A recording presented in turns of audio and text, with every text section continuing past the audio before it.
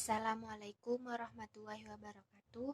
Nama saya Fogi Septian Widianata, nomor induk mahasiswa 20102210052. Di sini saya akan membahas tentang karya sastra lama. Nah, yang pertama ada pengertian karya sastra. Karya sastra merupakan ciptaan yang disampaikan dengan komunikatif tentang maksud penulis untuk tujuan estetika. Arti karya sastra, sastra berasal dari bahasa Sanskerta, yaitu kata sastra yang merupakan kata serapan dari bahasa Sanskerta memiliki makna teks yang mengandung instruksi atau ejaan dalam bahasa Indonesia. Kata ini biasanya digunakan untuk merujuk kepada kesusastraan atau sesuatu tulisan yang memiliki arti, makna, dan juga sesuatu yang memiliki suatu keindahan tertentu. Karya sastra adalah ungkapan perasaan manusia yang bersifat pribadi yang berupa pengalaman, pemikiran, perasaan, ide, semangat, keyakinan dalam bentuk gambaran kehidupan yang dapat membangkitkan pesona dengan alat bahasa dan dilukiskan dalam bentuk tulisan. Pengertian karya sastra lama. Karya sastra lama merupakan sastra yang lahir dan tumbuh pada masa lampau atau pada masyarakat Indonesia lama, yaitu suatu masyarakat yang masih memegang adat istiadat yang berlaku di daerahnya. Karya sastra lama biasa disebut dengan karya sastra klasik. Karya sastra lama biasanya bersifat moral, pendidikan, nasihat, adat istiadat, serta ajaran-ajaran agama. Bentuk-bentuk karya sastra lama, yaitu ada prosa lama. Prosa lama merupakan karya sastra yang belum mendapat pengaruh dari sastra dan atau kebudayaan barat. Bentuk prosa lama yaitu ada dongeng, hikayat, dan tambo sejarah. Yang kedua ada puisi lama. Puisi lama merupakan jenis puisi yang terikat beragam aturan dari segi rima, bait, hingga suku katanya. Bentuk-bentuk puisi lama yaitu ada mantra, gurindram, syair, seloka, talibun, dan pantun. Jenis-jenis karya sastra lama. Jenis-jenis karya sastra lama terdiri dari prosa lama dan puisi lama. Prosa lama, yaitu yang pertama ada dongeng. Di dalam dongeng ini dibagi lagi menjadi beberapa bagian antara lain. Yang pertama mite. Mite merupakan cerita tentang dewa-dewi, roh, dan makhluk halus yang berhubungan dengan animisme. Contohnya, Nyai Roro Kidul, Harimau Jadi-Jadian, dan Dewi Sri. Selanjutnya ada legenda. Legenda merupakan dongeng tentang terjadinya kejadian atau asal-usul suatu tempat.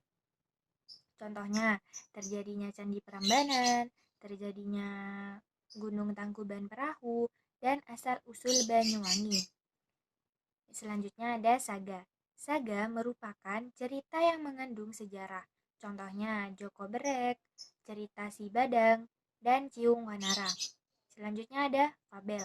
Fabel merupakan cerita binatang yang tokohnya dapat berlaku seperti manusia dan bersifat mendidik. Contohnya dongeng Anoa dan tikus, kancil dan buaya, harimau dengan kancil, dan lain-lain. Yang kedua ada hikayat. Hikayat merupakan karya sastra lama Melayu berbentuk prosa yang berisi cerita, undang-undang, dan silsilah. Contohnya, hikayat Hang Tua, hikayat petani, dan hikayat si miskin. Yang ketiga ada tambo sejarah, merupakan karya sastra sejarah yang merekam kisah-kisah, legenda-legenda yang berkaitan dengan asal-usul suku, bangsa, negeri, dan tradisi. Selanjutnya puisi lama.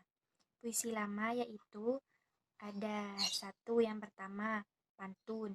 Pantun merupakan salah satu jenis puisi lama asli Indonesia yang bersifat anonim. Bersifat anonim ini maksudnya penulis pantun tidak diketahui.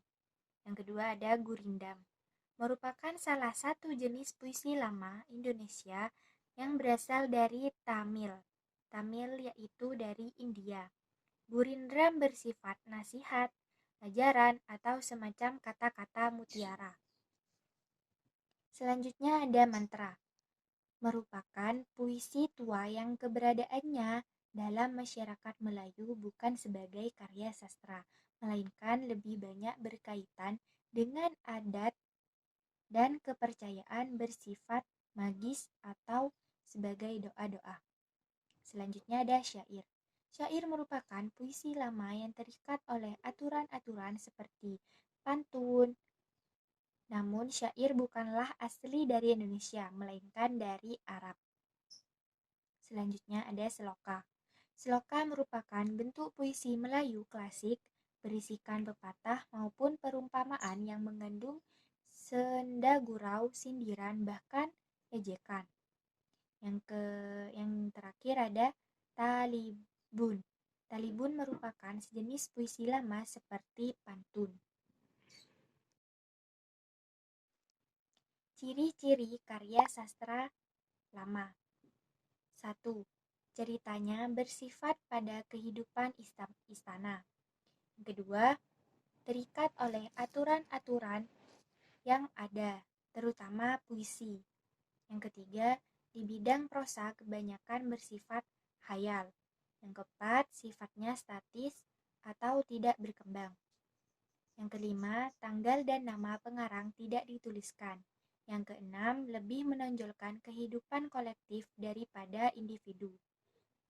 Yang ketujuh, bersifat anonim, yaitu nama pengarangnya tidak dikenal. Yang kedelapan, bersifat lisan dari mulut ke mulut yang disebut leluri. Yang kesembilan, ada tema karangan bersifat fantastis. Yang terakhir, ada bahasa yang digunakan klais, maksudnya masih sama itu saja. Fungsi karya sastra. Yang pertama ada fungsi rekreatif, yaitu sastra dapat memberikan hiburan yang menyenangkan bagi penikmat atau pembacanya. Yang kedua ada fungsi didaktif, yaitu sastra mampu mengarahkan atau mendidik pembacanya karena nilai-nilai kebenaran dan kebaikan yang terkandung di dalamnya.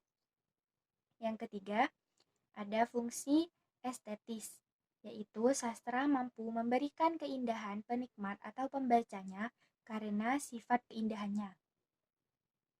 Selanjutnya ada fungsi moralitas, yaitu sastra mampu memberikan pengetahuan kepada pembacanya atau peminatnya sehingga tahu moral yang baik dan buruk, karena sastra yang baik selalu mengandung moral yang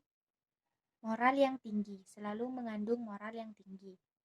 Yang kelima, yang terakhir ada fungsi religius, yaitu sastra menghadirkan karya yang mengandung ajaran agama yang dapat diteladani para penikmat atau pembacanya. Sekian pembahasan dari saya, kurang lebihnya mohon maaf. Assalamualaikum warahmatullahi wabarakatuh. Terima kasih.